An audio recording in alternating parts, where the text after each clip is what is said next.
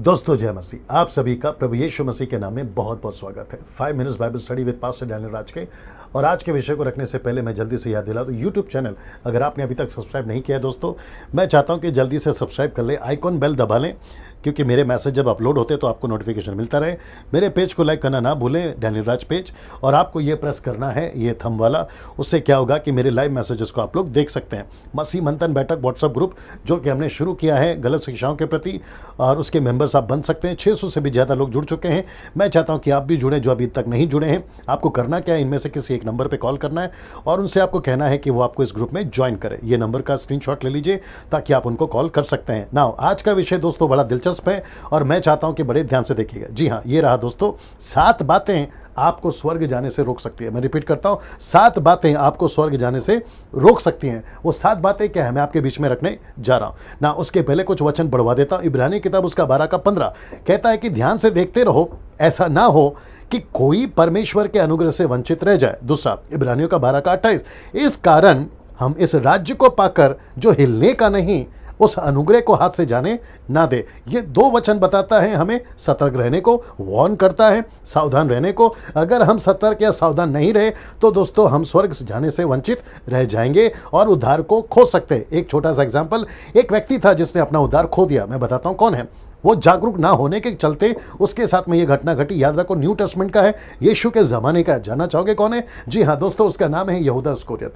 यीशु का चेला था, 12 में इसकी गिनती थी, लेकिन क्योंकि वो जागरूक नहीं था अपने उद्धार के प्रति, अपने जीवन के प्रति, कुछ चांदी के लालच के छिक्के के चलते लालच में आकर उसने जो है यीशु मसीह के साथ में ऐसा काम किया जिसके चलते उसका उद्धार खो गया। आज वो स्वर्ग में नहीं है, वो अनंत काल के नरक में। याद रखो, मसीह जीवन जितना आसान है उतना सतर्क रहना भी कहता है, सावधान रहने को भी कहता है। मसीह यीशु ने खुद कहा है कि चौड़ा रास्ता विनाश को पहुंचाता है, सकरा रास्ता जीवन को पहुंचाता है, लेकिन सकरे रास्ते में बहुत सारे लोग नहीं आएंगे, कम ही लोग आएंगे। तो आपकी गिनती अगर सकरे रास्ते में है तो आपको ये 7 बातों से बचना है। मैं आपके बीच में रखने जा रहा हूं। वो 7 क्या है? सबसे पहला, धन का लालच। मैं रिपीट करता हूं, धन का लालच। मत्ती की किताब उसका 19 का 23, तब यीशु ने अपने चेलों से कहा, मैं तुमसे सच कहता हूं कि धनवान का स्वर्ग के राज्य में प्रवेश करना कठिन है। ये जो शब्द लिखा है ना, कठिन है। मत्ती की किताब उसका 6 का 9, पर जो धनी होना चाहते हैं वे ऐसी परीक्षा और फंदे में और बहुतेरे व्यर्थ हानिकारक लालसाओं में फंसते हैं जो मनुष्य को बिगाड़ देती है और विनाश के समंदर में डुबा देती है। ना दोस्तों, मैं चाहता हूं कि अब ये 2 वचनों से समझ में आता है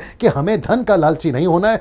यीशु के पीछे हम क्यों चल रहे हैं? पैसों के लिए नहीं, आशीष के लिए नहीं, घर के लिए नहीं, वीजा, बिजनेस, नौकरी, परिवार के लिए नहीं। हम यीशु के पीछे चल रहे हैं यीशु के राज्य को बनाने के लिए। ना वक्त को ध्यान में रखते हुए, थोड़ा वक्त आज ज्यादा जाएगा। दूसरा पॉइंट है घमंड। ये कहता है घमंड, दूसरा पॉइंट है घमंड। याकूब की किताब उसका 4 का 6 कहता है कि परमेश्वर अभिमानियों से विरोध करता है पर दीनों पर अनुग्रह करता है। और 4 का 10 कहता है प्रभु के सामने दीन बनो तो वह तुम्हें शिरोमणि ठहराएगा। तो इसका मतलब है हमें घमंडी नहीं बनना है, हमें यीशु के साथ अधीनता में चलना है। लूसीफर ने घमंड किया, उसको नीचे फेंक दिया गया। हम उसके अनुयायी नहीं करेंगे, हम यीशु के पीछे चलेंगे। घमंड से बचना है दोस्तों।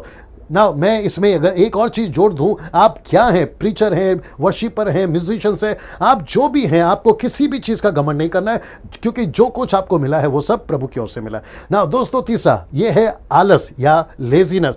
इसके ऊपर मैं जल्दी से बात करूंगा। गलीतियों की किताब उसका 6 का 9 कहता है, हम भले काम करने में आओ ना छोड़े, क्योंकि यदि हम ढीले ना हो तो ठीक समय पर कटनी काटेंगे। ढीले शब्द जो है आलस को दर्शाता है। ना इसको देखिए, यिर्मयाह की किताब उसका 48 का 10 कहता है, श्रापित है वह जो यहोवा का काम आलस्य से करता है। हमें आलस नहीं करना है, परमेश्वर का काम में किसी प्रकार की देरी नहीं करना है। यीशु का एक स्टेटमेंट था यूहन्ना की किताब उसका 5 का 17 में। इस पर यीशु ने उससे कहा कि मेरा पिता अब तक काम करता है और मैं भी काम करता हूं। ना पिता आलस है ना पुत्र आलस है, तो फिर उसकी कलीसिया यानी आप और मैं आलस में क्यों? बाइबल पढ़ने में आलस नहीं होनी चाहिए, प्रार्थना में आलस नहीं होनी चाहिए, यीशु की सेविकाएं करने में आलस नहीं होनी चाहिए। ये सारी चीजों को आपको जो है ध्यान रखना। ये रहा चौथा, जो कि क्रोध को दर्शाता है। इफिसियों की किताब उसका 4 का 26 कहता है, क्रोध तो करो पर पाप मत करो। मैं रिपीट करता हूं, क्रोध तो करो पर पाप मत करो, सूर्य अस्त होने तक तुम्हारा क्रोध शांत हो जाए। यहां 2 प्रकार का गुस्सा दिखता है, एक है आत्मिक और दूसरा है शारीरिक। मैं यहां पर शारीरिक गुस्से की बात कर रहा हूं जो आपको प्रभु से दूर कर सकता है। गुस्से में आकर रिश्ते टूट रहे हैं, गुस्से में आकर चर्च को छोड़ रहे हैं, गुस्से में आकर पास्टर से रिश्ता तोड़ रहे हैं, गुस्से में आकर यहां तक कि यीशु को भी लोग छोड़ रहे हैं। ये गुस्सा आपको अनंत काल के लिए नरक में डाल सकता है। ये गुस्सा आपको स्वर्ग से वंचित कर सकता है। ये गुस्सा आपको यीशु से अलग कर सकता है, आपके उद्धार से आपको वंचित कर सकता है। बहुत सावधान रहिएगा ना, क्योंकि याकूब की किताब उसका 1:19 कहता है, हे मेरे प्रियो भाइयों, ये बात तुम जानते हो, इसलिए हर एक मनुष्य सुनने के लिए तत्पर और बोलने में धीरा और क्रोध करने में धीमा हो। ये देखिए, क्रोध करने में धीमा हो। सब उपदेश की किताब उसका 7:9 कहता है, अपने मन में उतावली से क्रोध ना हो, क्योंकि क्रोध मूर्खों ही के हृदय में रहता है। जो मूर्ख है उसके हृदय में क्रोध रहता है ना। 5वां अनाज्ञाकारिता, डिसोबीडियंस। ये पहला यूहन्ना उसका 2:4 कहता है, बड़े ध्यान से सुनिए, जो कोई ये कहता है कि मैं उसे जान गया हूं और उसकी आज्ञाओं को नहीं मानता, वह झूठा है और उसमें सत्य नहीं है। ये वचन आप समझ गए होंगे। मैं चाहता हूं कि 6वें पे जल्दी से जाएं। 6वां कहता है जलन। आज बहुत सारी चीज़ों में लोगों को जलन है, किसी की तरक्की में जलन है। कुछ लोग कहते हैं ये मुझसे बेहतर बोलता है, ये मुझसे बेहतर बोलता है। कोई कहता है पौलुस का है, कोई कहता है अपोलुस का है। कुरिन्थियों के कलीसिया में ये चलता था। ऐसी जलन जिसको डहा भी कहते हैं, ये गलत है, मसीहत में नहीं होनी चाहिए। और जलन के चलते आप पाप कर सकते हैं, आपके साथ गलतियां हो सकती है, आप प्रभु से दूर हो सकते हैं, अपने उद्धार से दूर हो सकते हैं। कुछ लोग कहते हैं मेरे सब्सक्राइबर ज़्यादा है, कोई कहते हैं मेरे तो तुम्हारे से भी ज़्यादा है, कोई कहता है मेरा गाना बहुत अच्छा है, कोई कहता है उसका गाना इतना अच्छा नहीं है। ये जलन जो है ना, उसी के चलते ये होता है। नीति वचन उसका 14:30 क्या कहता है, शांत मन तन का जीवन है, परंतु मन के जलने से हड्डियां भी जल जाती है। जलन के चलते आप बीमार हो सकते हैं, आप मर सकते हैं, आप कमजोर हो सकते हैं। और ये चीज जलन जो है आपको प्रभु से दूर कर सकती है ना। फिलिप्पी की किताब 2:3 कहता है, विरोध या झूठी बढ़ाई के लिए कुछ ना करो, पर दीनता से एक दूसरे को अपने से अच्छा समझो। ये जो जलन जिसके अंदर नहीं होगी वो दूसरे को अच्छा कहेगा, जिसमें जलन होगी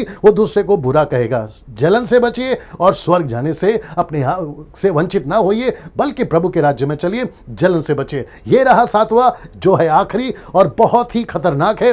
ये आपको 90% नहीं, 100% नहीं, 1,00,000% प्रभु से दूर कर सकता है, और वह है व्यभिचार। इब्रानियों की किताब उसका 12:14, सबसे मेल मिलाप रखो, उस पवित्रता के खोजी हो जिसके बिना कोई प्रभु को कदापि ना देख सकेगा। पवित्रता क्या है जिसके बिना नहीं देख सकते? पहला थिस्सलुनीकियों 4:3 कहता है, क्योंकि परमेश्वर की इच्छा यह है कि तुम पवित्र बनो। याद रखो, उसकी इच्छा है कि तुम पवित्र बनो, अर्थात व्यभिचार से बचे रहो। इसका मतलब है आपको व्यभिचार से बचे रहना है, उस पवित्रता के खोजी होना है जिसके बिना कदापि कोई प्रभु को देख नहीं पाएगा। दोस्तों, मैं आपको फिर से याद दिला दूं, ये जो 7 बातें हैं आपको ध्यान रखना है। मैं चाहता हूं कि इस वीडियो को जितना हो सके शेयर करिए, अपने जीवन को इस बातों से जो है अपने आप को संवारिए, इन 7 बातों को स्टडी करिए, अपने जीवन को उसके अनुसार ढालिए। अगले वीडियो के साथ फिर मुलाकात होती है। नमस्ते।